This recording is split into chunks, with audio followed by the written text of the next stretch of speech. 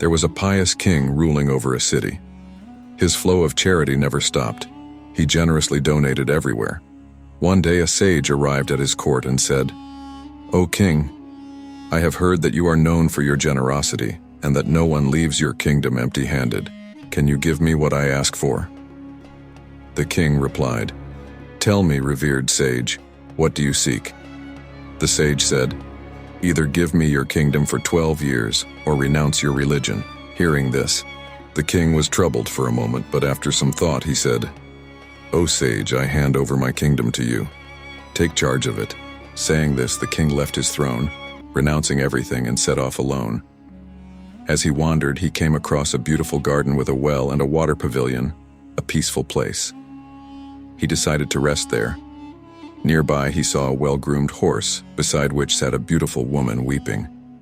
Feeling compassion, the king approached her and asked the reason for her sorrow. The woman replied, "O king, I am a princess.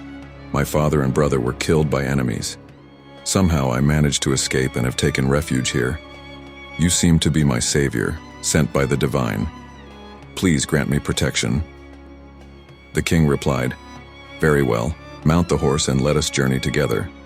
But the princess refused, saying, "No, my lord, you should ride the horse. It would be improper for me to sit ahead of you." So, the king mounted the horse and they traveled until they reached another kingdom. Upon arrival, the princess said, "Go to the city and rent a suitable house while I wait here." The king said, "I have not a single coin. How can I arrange for a house?"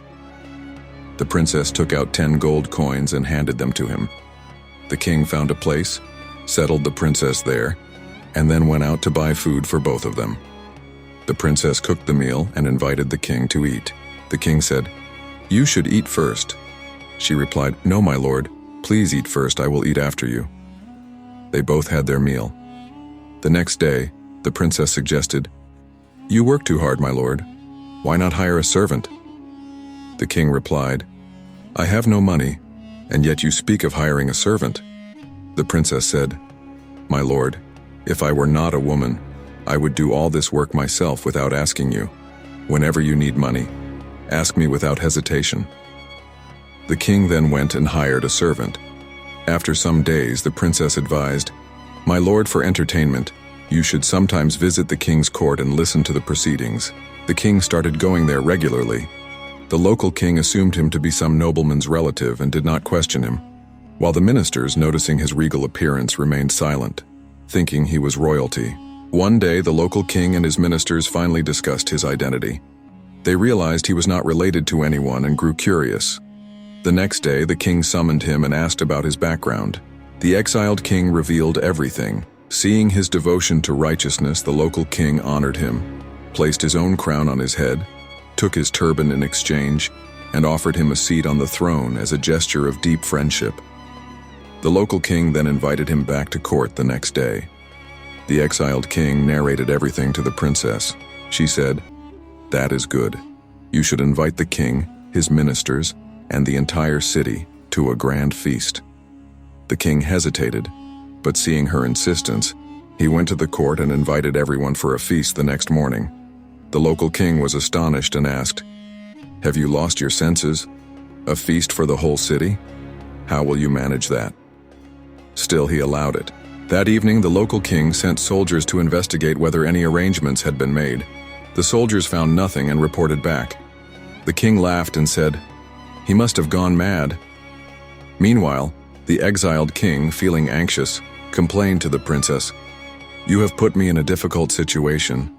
What will happen tomorrow?" The princess reassured him, "Worry not.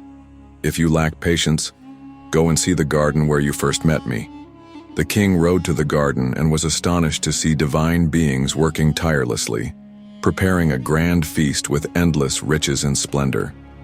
The next morning, the entire city was treated to an extraordinary banquet. Witnessing this miracle, the people were left in awe. The local king praised the arrangements. After the feast, the divine beings disappeared. Then the princess said, "O king, check the document you signed with the sage. How many years had you given him your kingdom?" Upon checking, the time had expired. The princess said, "Now you must return and reclaim your kingdom." The king replied, "But how can I leave you? I will not take a step without you." The princess smiled and said, "O king, do you not understand? I am not your wife. I am your Dharma, righteousness.